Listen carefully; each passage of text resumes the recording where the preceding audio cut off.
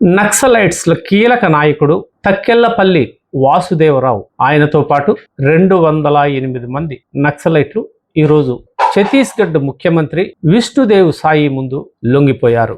నిన్నటి దినమున ఆసన్న ఒక 2 నిమిషాల నిడువుగల వీడియోను విడుదల చేస్తూ తమ క్యాడర్ని రక్షించుకోవడం వారి ముందున్న లక్ష్యమని, అందుకోసం ఆయుధాలను వదిలేసి పోలీసులు ఎదుట లొంగిపోవాలనుకున్నట్లు ఆయన చెప్పారు.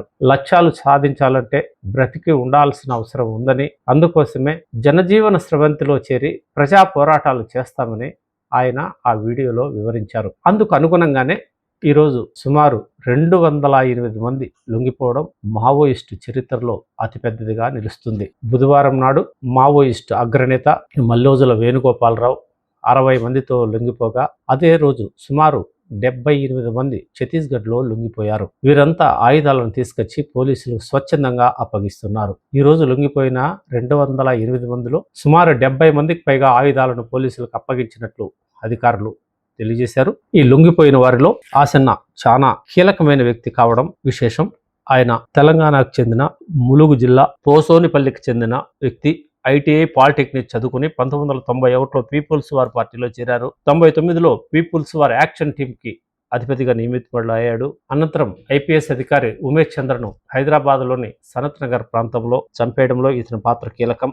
అలాగే 2000 సంవత్సరంలో అప్పటి హోంమంత్రి మాధవ్ రెడ్డిని భువనగిరి దగ్గర ల్యాండ్ మైన్ పేల్చి చంపేయడంలో ఇతని కీలక పాత్ర వహించాడు. అలాగే 2003లో తిరుపతిలోని అలిపిరి దగ్గర ముఖ్యమంత్రి చంద్రబాబు నాయుడు మీద జరిగిన హత్యా ప్రయత్నంలో కూడా ఇతను చాలా కీలక పాత్ర పోషించినట్లు చెబుతున్నారు. ఈ లొంగిపోయిన వారిలో మాడ్ డివిజన్కి చెందిన దాదాపు 100 మంది, కాంకేర్ ప్రాంతంలో చురుగ్గా ఉన్న పలువురు ఉన్నట్లు తెలుస్తోంది. కేంద్ర కమిటీ సభ్యుడు రూపేష్ అలియాస్ ఆసన్నతో పాటు మాడ్ డివిజన్ కార్యదర్శి Ranitha, 2 Dandakaranya special zone committee సభ్యులు, 15 మంది డివిజన్ కమిటీ సభ్యులు కూడా ఉన్నట్లు తెలుస్తోంది.